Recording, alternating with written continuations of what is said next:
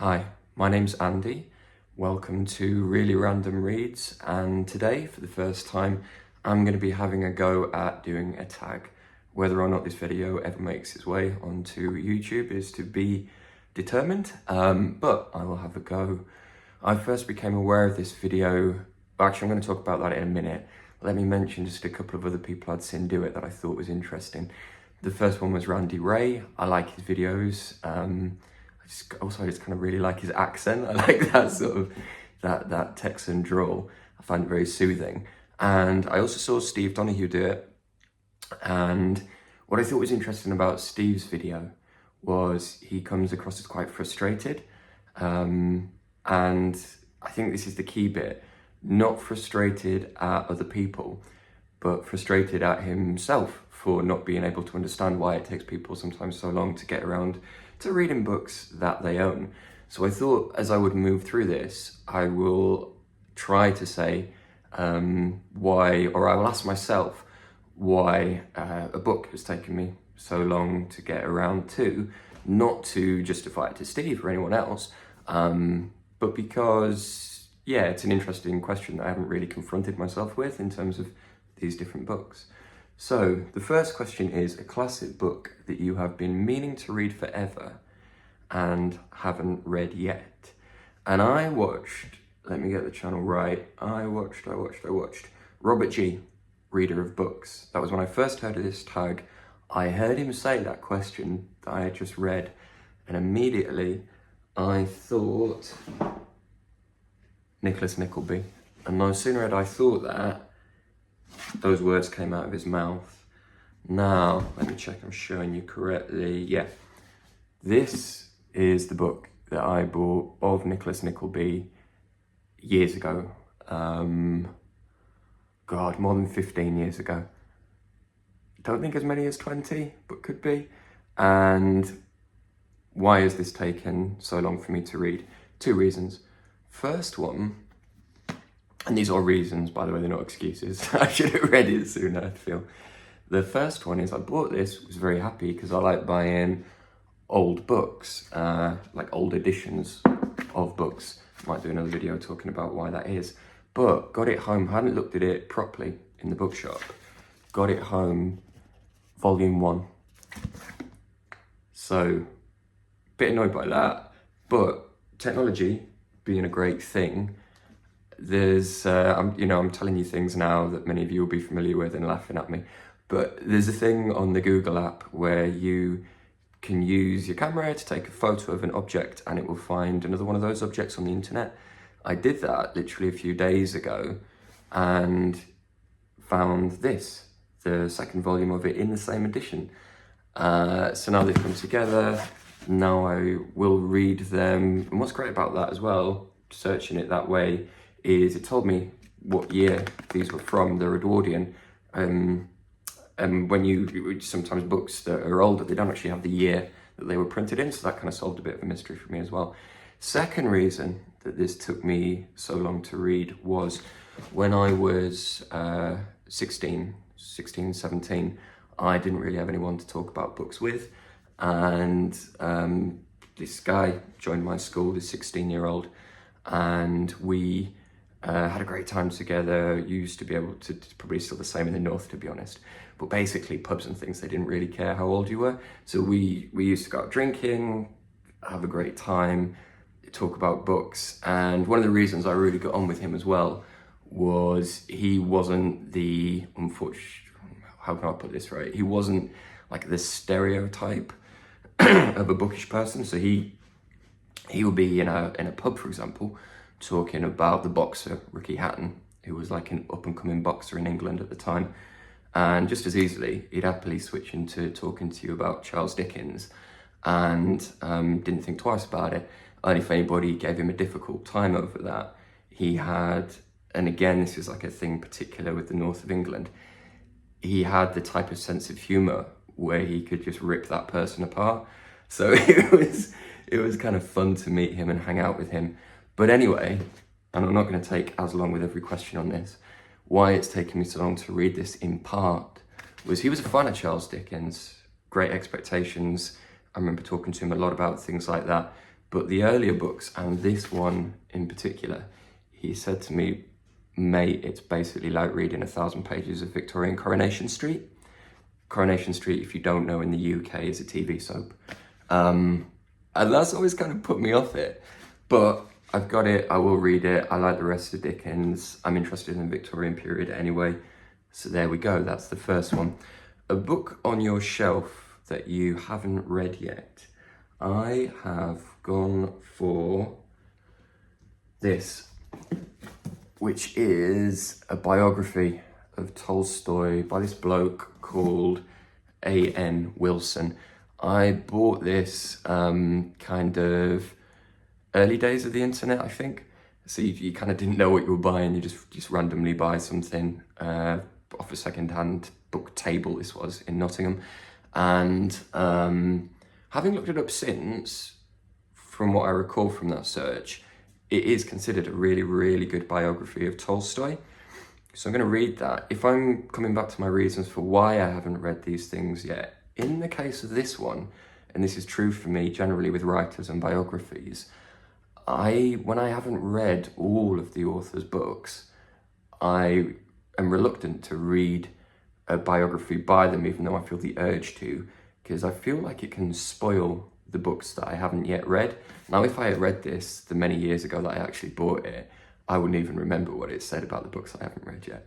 And I've read all sort of Tolstoy's major novels, so I don't know. There isn't really a good reason for not reading this one, basically. I've dipped into it for little bits. I was interested in his relationship with Dostoevsky, and their famous kind of, it could have been a duel and things like that. And those sort of dipping into it, I remember being engaged by the voice. I will read this. That's my second answer, my second response. A book that you got recently and haven't read yet. Do I have anything handy for this one? No, because my response to that and the last question is kind of the same. So instead, let me tell you about one that isn't that recent, but I've had a while, which is this. It is, am I going to mispronounce? It's Kavalier and Clay by Michael, and I'm not going to say his second name correctly, Chabon. I know this is a really famous book and a really famous author, so you're probably laughing at me for that. I have seen people hold up this book and say really good things about it in these videos. That's why I think these videos are good, or why I find them good, because that then gives me the desire to go away and read this. I got given it when I left a job, moved on from a job, and this was one of the presents that people got for me, and I read the back, and it just didn't call to me. But there are lots of books like that. A Little Life that I read, which is now one of my favourite books, it wouldn't have called to me just from the blurb. So I need to give this a chance. I am very interested in the Second World War, the Holocaust. Maybe it's the cartoon bits that put me off. It's about a cartoonist, but on the list to get to. So that was kind of a cop-out answer for question 3. A book you had forever but haven't read yet. And I might have butchered these questions and mixed them up. But I will tell you about these 2 books by Norman Davies. They're called God's Playground. They're non-fiction history books about the history of Poland. So I like Poland a lot. My partner's parents are Polish. Before I had a dog, I used to go to Poland sort of like relatively regularly.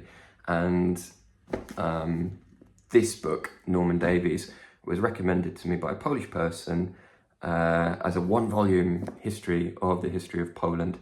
And I read it and I got a hell of a lot out of it, and I was in Poland. And this, I think, is one of the reasons sometimes, at least for me, why I buy books and don't read them. I'll be somewhere, be really into the spirit of being there, get the book, come home, have intentions of reading it, something in life will get in the way, it stays on the shelf for a bit, and then because the magic of that trip wears off, I don't read it. So I bought these 2 volumes by Norman Davies.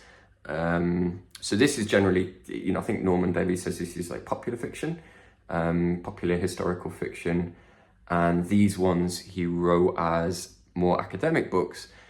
these came first, and he was asked to condense them into one volume for a more popular audience, and he just couldn't do it. So he went away and wrote a completely separate one-volume book.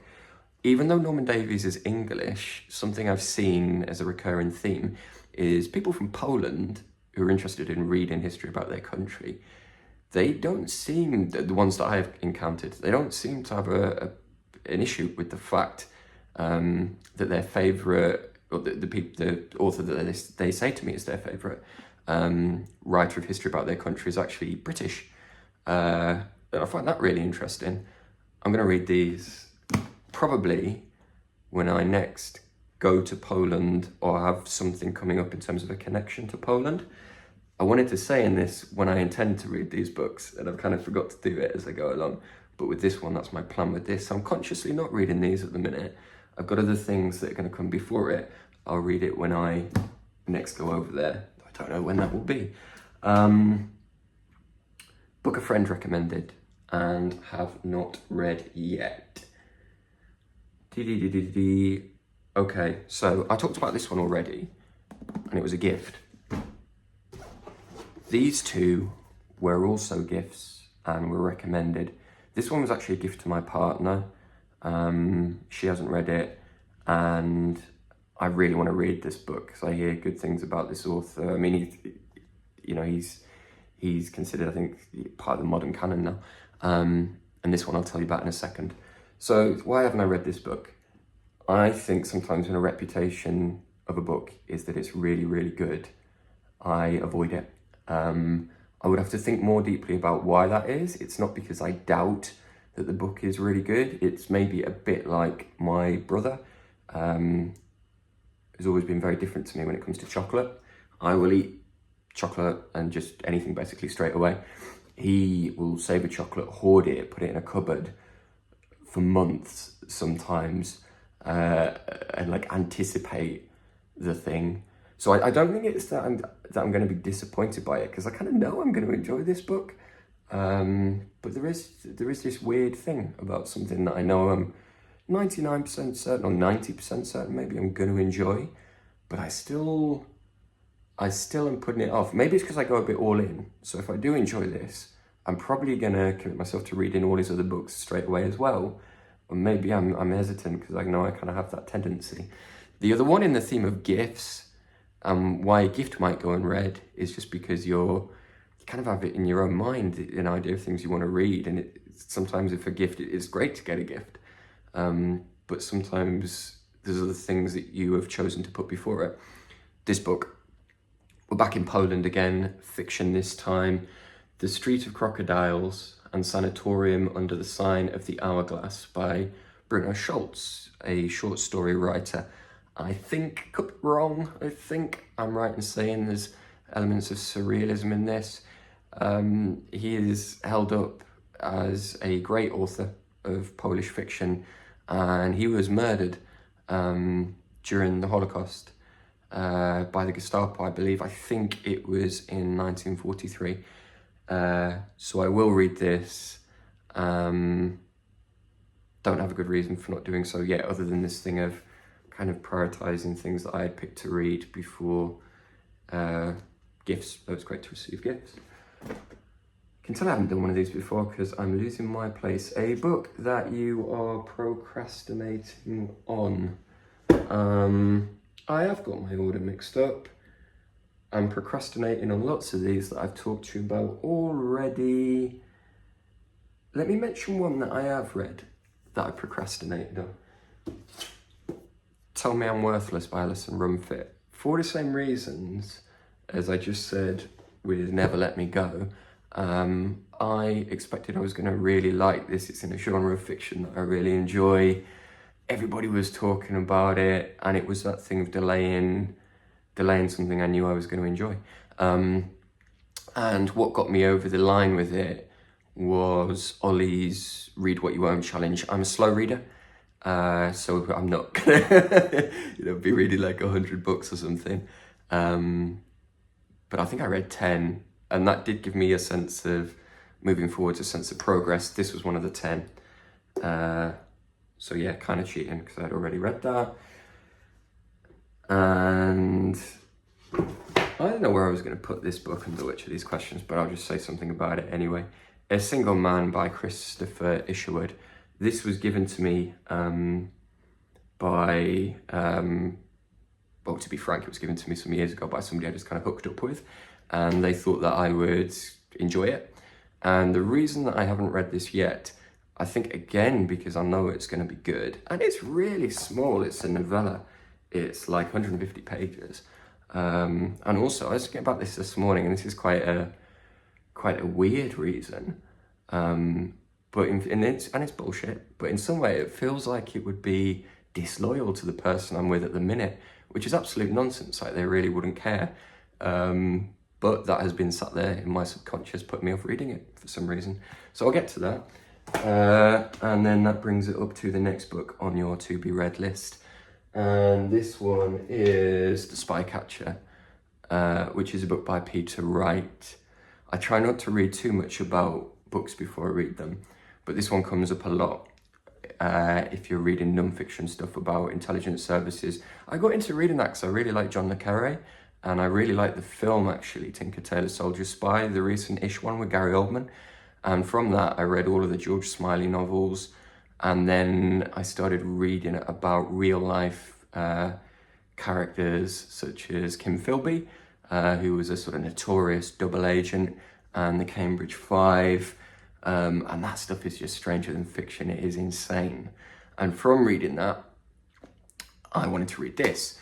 Peter Wright was somebody who worked in the intelligence services, and in the 80s, I believe, wrote this book, which is a kind of expose. It was very controversial at the time, talking about his work as an intelligence officer, really cynical, really, maybe cynical is the wrong word, because he had a right to be, really like a super disengaged employee who's really miffed, but they're an intelligence officer. And the British Secret Service, for a long time, the government wouldn't even acknowledge that it existed. So when this is coming out, I mean, if you happen to be watching this, probably no one is, but if you are, and you're an adult from the UK and were an adult in the 80s, I'd be curious. My suspicion is that you would remember this sort of being in the news, the fact that he had written this book. So that's the next on my list. In terms of people to tag, I'm coming late to this, and I'm not even confident I actually do know how to tag people in terms of matching them to the video. I'll have a go. Most people have really already done it. I will put the tag in of people whose videos I enjoyed and that I've mentioned in this video, in case you want to look at theirs. And I'll have a look and see if Criminoli has done it, and if he hasn't, I might tag him because I like his videos. I also really like Played by Visions, and he vanished for a bit, which is fair enough, isn't it?